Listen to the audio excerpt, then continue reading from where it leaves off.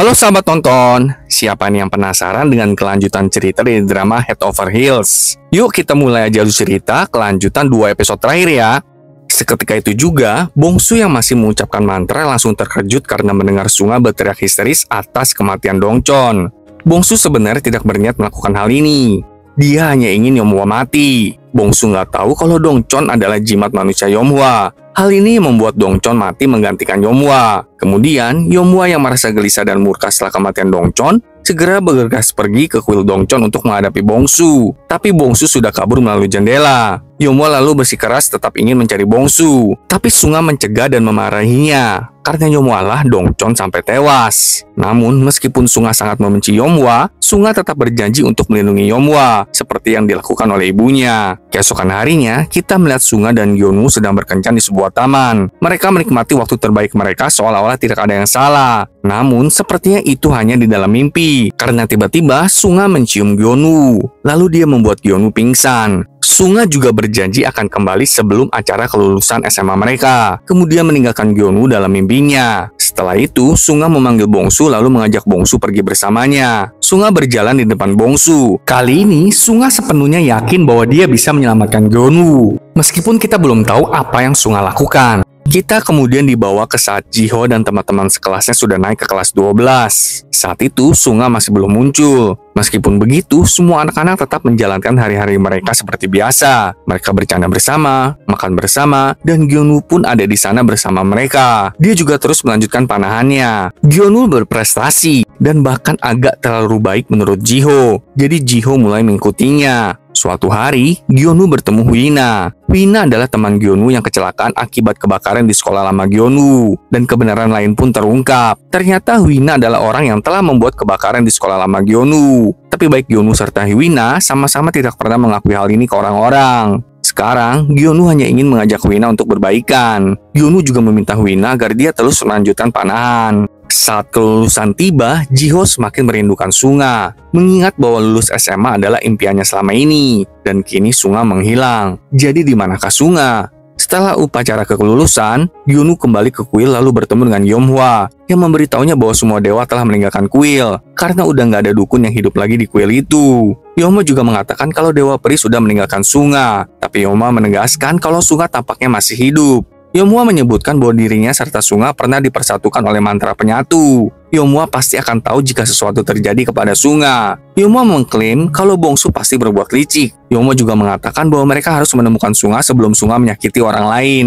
Gyonwoo menolak mempercayai perkataan Yomhwa, mengklaim kalau Sunga nggak mungkin jadi jahat. Tetapi Yomhwa mengatakan bahwa awalnya dirinya juga tidak berbahaya, dan bagaimana manusia bisa berubah. Karena putus asa ingin menemukan Sunga, Gyonwoo mendatangi kuil Master Bunga, lalu mengambil busur dan anak panahnya. Gyonwoo berpura-pura mengancam akan melukai patung Dewa Pelindung Master Bunga untuk mendapatkan jimat pelindung darinya. Akhirnya, Master Bunga pun memberikan jimat pelindung kepada Gyonwoo. Di kuil, asisten dukun bertanya sebenarnya apa rencana Yomhwa. Yomhwa ingin agar Gyonwoo menemukan Sunga, karena udah setahun ini Yomhwa mencari Sunga dan tidak berhasil. Namun saat Yomhwa bisa menemukan Sunga, Sunga malahan berbuat jahat lalu kabur. Hal inilah yang menyebabkan Dewa Pelindung Sunga meninggalkan Sunga.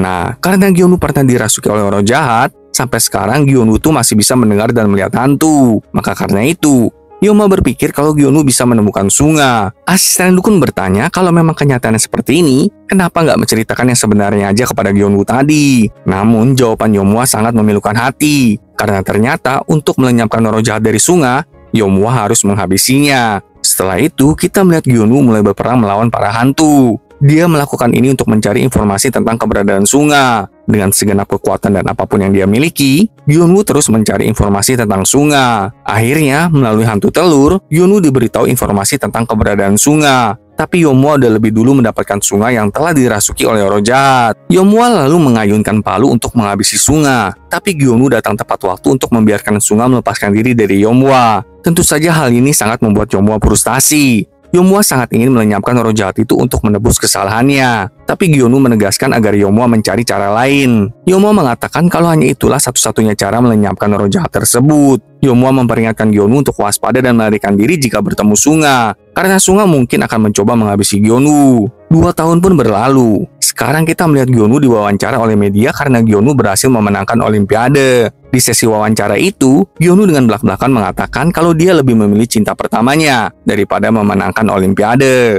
Jiho yang menonton wawancara Gyonu jadi terharu dan juga pasrah. Secara saingannya adalah teman tersayangnya kan? Dan Gyonu memang terlihat sungguh-sungguh terhadap Sunga. Kemudian Gyonu menerima telepon bahwa bibi buyut telah meninggal. Ia langsung pergi ke kuil dan bertemu dengan asisten dukun yang mengembalikan pelembab bibir milik Sunga kepada Gyonu. Pelembab bibir itu sempat Gyonu titipkan kepada bibi buyut agar bibi buyut mendoakan Gyonu serta Sunga. Tapi sekarang kan bibi buyut udah nggak ada. Jadi asisten dukun mengembalikannya kepada Gyonu. Secara pelembab bibir itu adalah jimat manusia yang dulu pernah Sunga berikan kepada Gyonu. Setelah ini Gyonu pun pulang ke rumah dan ketiduran. Malam itu Jiho membangunkan Gyonu untuk makan bersama. Jiho ada di rumah Gyonu karena sekarang mereka tinggal bersama. Gyonu yang terbangun menjelaskan kalau tadi sepertinya dia berada di mimpi Sunga. Keesokan harinya kita melihat Sunga sedang mendatangi Master Bunga. Tentu saja Sunga yang telah dirasuki oleh Bongsu ya. Pada saat yang sama, Gyonu juga mendatangi Master Bunga. Mendengar suara Gyonu, Master Bunga langsung menyuruh Sunga agar bersembunyi. Gyonu menemui Master Bunga untuk membahas tentang mimpinya kemarin malam. Selagi mereka mengobrol, Bongsu merasa nggak betah bersembunyi di dalam kotak sempit itu. Jadi dia muncul di hadapan Gyonu dan menendangnya lalu kabur melarikan diri. Gyonu pun segera mengejarnya. Bongsu akhirnya berhenti berlari dan tiba-tiba saja mencium Gyonu. Bongsu sepertinya berharap bisa berpindah tubuh lagi ke tubuh Gyonu. Tapi ciuman itu tidak berhasil membuat Bongsu pindah.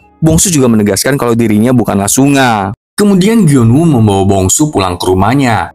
Tentu saja hal ini membuat Jiho kaget. Dia pikir akhirnya Sunga kembali. Tapi setelah melihat tingkah laku Sunga, Jiho langsung menyadari kalau orang yang di depannya bukanlah Sunga, melainkan Bongsu yang ada di dalam tubuh Sunga. Malam itu, beberapa teman sekolah Sunga mendatangi rumah Gyonu untuk menyambut kepulangan Sunga. Mereka sangat senang karena mengetahui bahwa Sunga sudah kembali. Jadi mereka merayakan hal ini bersama. Namun Bongsu tiba-tiba menangis. Dia merasa bersalah karena tidak bisa membiarkan Sunga merasakan kebahagiaan dan kehangatan yang teman-temannya berikan kepadanya. Setelah semua orang pulang, Bongsu dan Gyonu berbicara berdua. Secara mengejutkan, Bongsu menyuruh Gyonu untuk mati menggantikan Sunga. Lalu yang lebih gilanya lagi, tanpa banyak berpikir, Gyonu langsung menanyakan bagaimana caranya. Bongsu menjelaskan kalau cangkang roh Sunga sudah mau retak. Dan Bongsu harus segera pergi agar Sunga bisa hidup. Namun Bongsu nggak bisa keluar dari tubuh Sunga, karena Sunga tidak mau melepaskan Bongsu. Setelah mendengar cerita Bongsu, Gyonu segera melakukan rencana Bongsu, yaitu Gyonu masuk ke dalam mimpi Sunga. Di dalam mimpi itu, Gyonu bertemu dengan Sunga. Mereka pun sempat mengobrol bersama. Lalu akhirnya Gyonu mencium Sunga. Kemudian apa yang terjadi? Rencana Bongsu berhasil. Sunga akhirnya kembali menjadi dirinya sendiri. Lalu Bongsu berhasil pindah ke tubuh Gyonu. Sunga yang melihat kejadian ini langsung ingin memasukkan Bongsu kembali ke dirinya. Tapi Bongsu menolak, menjelaskan kalau dia sudah bersusah payah berpindah dari Sunga ke Gyonu. Jadi dia tidak ingin kembali kepada Sunga. Bongsu juga mengatakan kalau dia punya rencana untuk semua ini. Keesokan paginya, Sunga menyapa Jiho. Jiho langsung mengetahui kalau itu adalah Sunga hanya dari langkah kakinya. Luar biasa memang Jiho. Semuanya mulai kembali normal saat ketiga sahabat itu makan bersama. Di saat makan bersama itulah, Jiho menyadari bahwa cinta pertamanya tak akan pernah terwujud. Jadi Jiho memutuskan untuk menyerah akan cinta pertamanya. Dia mengemas pakaiannya, meninggalkan Gyonu serta Sunga agar mereka bisa berduaan dan mencari tempat tinggal sendiri. Kemudian saat Sunga tidur siang, Bongsu kembali memegang cincin peraknya. Dia memanggil Yomwa agar membantunya mengakhiri kisah ini untuk selamanya. Bongsu serta Gyonu sama-sama menyadari sepenuhnya agar Bongsu bisa menyeberang ke alam baka, tubuh yang dihinggapinya harus mati. Sebelum Bongsu dan Yomwa pergi, Yomwa meletakkan surat untuk Sunga, lalu mendoakannya. Sementara itu, Master Bunga dengan panik mencari Yomwa ke kuil. Asisten dukun tentu bingung kenapa Master Bunga segitu paniknya. Master Bunga menceritakan kalau sepertinya Yomwa merencanakan sesuatu, karena dia mendapatkan transferan uang ke rekeningnya dari Yomwa. Dan ternyata asisten dukun pun mendapatkan transferan uang yang sama juga. Hal ini tentu memperkuat kecurigaan Master Bunga. Sedangkan Bongsu serta Yomwa akhirnya tiba di rumah hantu, tempat di mana semua ini dimulai. Tapi kali ini Yomwa berniat untuk mengakhiri penderitaan semua orang. Saat ritual hendak dimulai, Yomwa meyakinkan Bongsu bahwa Bongsu tidak akan sendirian di neraka. Intinya, Yomwa akan mati bersama dengan Bongsu. Pada saat yang sama, Master Bunga dan dukun lainnya tiba di rumah hantu dan berusaha sekuat tenaga untuk membuka pintu rumah hantu itu demi menyelamatkan Yomwa serta Gyonu. tapi Bongsu menyegel pintu rumah hantu dari dalam agar pintu itu tidak bisa dibuka. Menyadari kalau Bongsu bukanlah tandingannya, Master Bunga dan para dukun akhirnya membuat ritual lain di luar rumah hantu itu. Sementara di dalam rumah hantu, ritual Yomwa pun dimulai. Keesokan paginya, Sunga akhirnya terbangun. Ia membaca surat dari Yomwa yang memberitahunya kalau saat Sunga bangun, semua drama ini akan berakhir. Yomwa menyatakan dia takut Sunga akan mengorbankan dirinya. Jadi Yomwa serta Gyonwoo yang akan berkorban menggantikannya. Yomwa ingin agar Sunga terus mengingat cinta Gyonwoo kepada Sunga. Sama seperti Yomwa mengingat kasih sayang Dongchon kepada dirinya. Setelah membaca surat itu, Sunga segera bergegas mendatangi mesbah patung Dewa Peri Langit dan Bumi. Sunga memohon agar Dewa Pelindungnya membantu melindungi Yomwa serta Gyonwoo. Sedangkan di rumah hantu, Yomwa dan Bongsu masih hidup. Yomwa mengklaim kalau dosa mereka berdua sangat banyak, hingga mati pun dipersulit seperti ini. Namun Yomwa berjanji ritual ini akan segera selesai. Begitu juga dengan Master Bunga serta dukun lainnya. Mereka juga masih melakukan ritual di depan rumah hantu tersebut. Kembali ke kuil,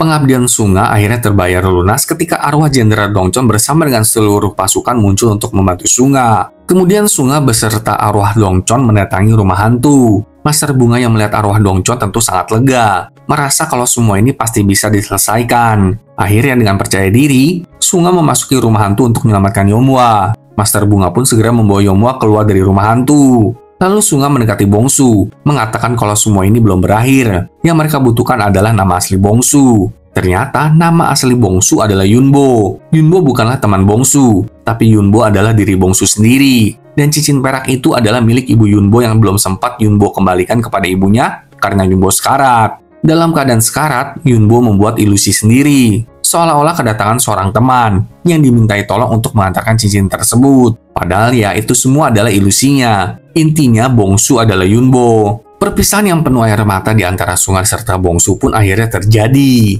Bongsu mengatakan kalau dia punya permintaan terakhir, yaitu memeluk Sunga. Keduanya pun akhirnya berpelukan erat. Lalu Bongsu mengucapkan selamat tinggal kepada Sunga. Sunga pun menangis karena bagaimanapun mereka telah terikat selama beberapa tahun bersama. Setelah momen mengharukan yang terjadi di antara keduanya, Bongsu alias Yunbo segera pergi meninggalkan tubuh Gyonwoo. Akhirnya Gyonwoo serta Sunga bisa kembali bersama lagi.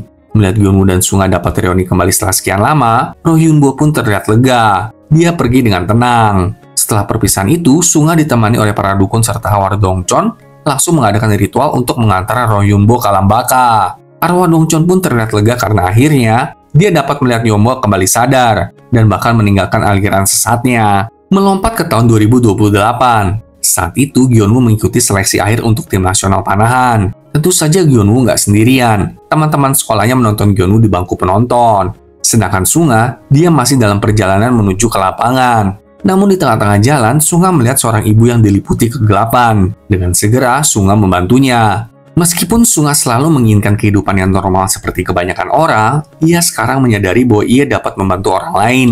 Juga dapat membantu para hantu menyeberang dengan bakatnya yang luar biasa. Dalam perjalanan ke lapangan, Sunga kembali melihat hantu anak kecil yang sedang menangis. Jadi Sunga menemaninya dengan duduk di sebelahnya. Waktu pun berlalu sampai akhirnya Gyonwoo mendatanginya. Dia menanyakan apa yang sedang Sunga lakukan. Sunga menjelaskan kalau dia sedang menemani hantu anak kecil yang menangis. Gyonwoo sekarang sudah benar-benar nggak bisa melihat dan mendengar hantu lagi. Setelah hantu anak kecil itu selesai menangis, Sunga baru sadar kalau dia tidak menghadiri seleksi panahan Gyonwoo tadi. Lalu dengan panik menanyakan hasilnya kepada Gyonwoo. Tentu saja, Gyonwoo berhasil memenangkan seleksi itu. Sunga sangat senang mendengarkan hasilnya. Mereka berpelukan dan mengakhirinya dengan berciuman. Drama ini berakhir di sini, sahabat nonton. Semua hal di dunia ini memang ada harganya. Kita akan selalu membayar harga yang tercantum di setiap keinginan dan mimpi kita. Asal itu adalah hal yang benar, kita harus berusaha membayar harganya agar tidak menyesal di kemudian hari. Terima kasih udah nonton bersama dengan teman nonton kamu ya. Dan sampai jumpa di drama lainnya, sahabat nonton.